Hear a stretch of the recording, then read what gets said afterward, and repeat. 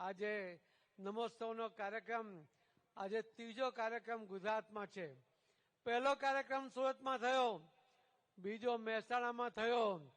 પહેલો કાર્યક્રમ થયો ત્યારે લાગ્યું કે સુરતના તાલે તોલે કોઈ નહીં આવે।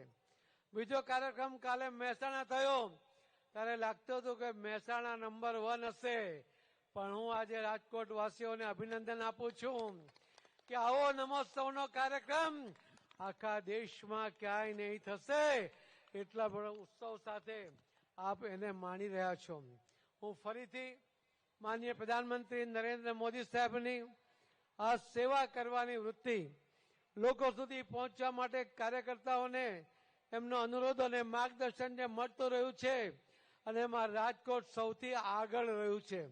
આખા ગુજરાતમાં જો ભારતીય જનતા પાર્ટીનો પ્રચાર અને પ્રસાર થયો એમાં સૌથી પહેલા રાજકોટ આગળ રહ્યું છે।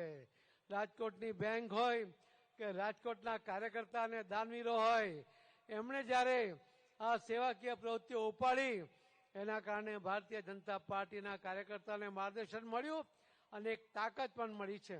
ફરીથી આજે આ કાર્યક્રમ માટે હું આપ સૌને ખૂબ ખૂબ અભિનંદન આપું છું અને કવિશ્રી સાયરામભાઈ દવે એમને પણ અને એમની ટીમને પણ ખૂબ અભિનંદન આપું છું। ખૂબ મહેનત પછી આવા વિશિષ્ટ વ્યક્તિના જીવન ઉપર લોકોને પ્રેરણા મળે એવા અનુભવોને પ્રાદેશ્ય કરવા માટે અને એમના સફળ પ્રયત્ન માટે હું સાયરામ દવેજી એમની ટીમને અભિનંદન આપું છું।